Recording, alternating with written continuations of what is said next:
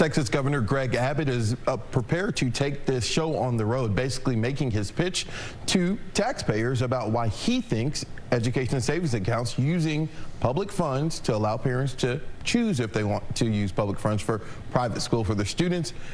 Rudy Koski, Greg Grugan, back to talk to us. Greg, the governor says that this will not hurt public school funding. Is that factual?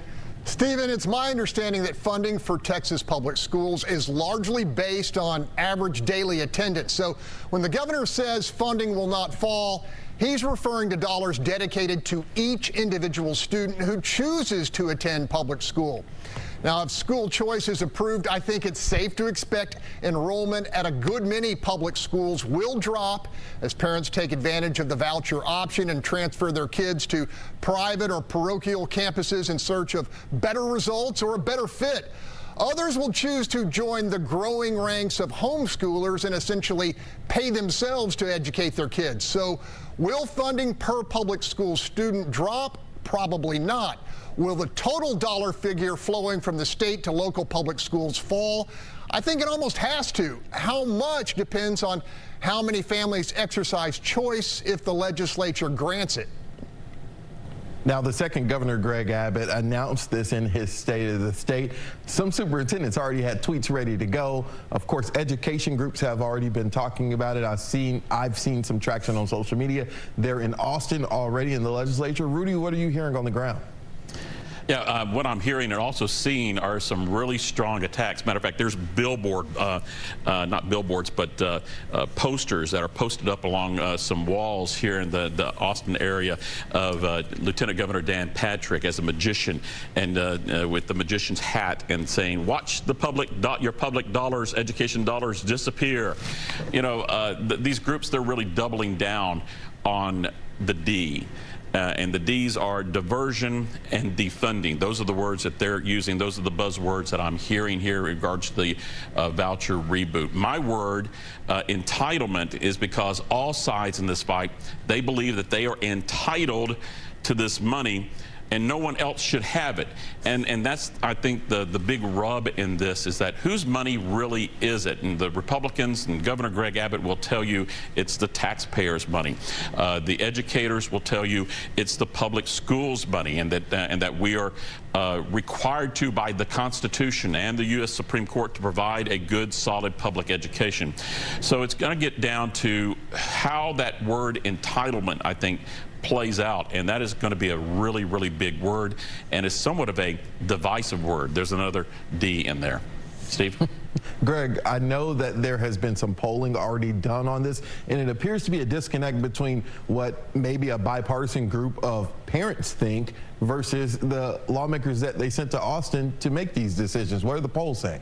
Look, Stephen, the governor is right when he says a majority of Texans favor school choice. Hot off the press polling from the University of Houston's Hobby School indicates 61% favor school choice, at least for low-income families. Now, here's the number that struck me. 73% of African-American Democrats favor vouchers for economically challenged students, and 68% support choice for all students, regardless of income.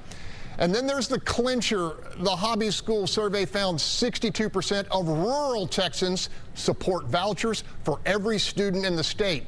And so when Governor Abbott claims urban black Democrats and rural Republicans in the legislature are defying a majority of their constituents by opposing choice, according to those numbers, he has a pretty solid point.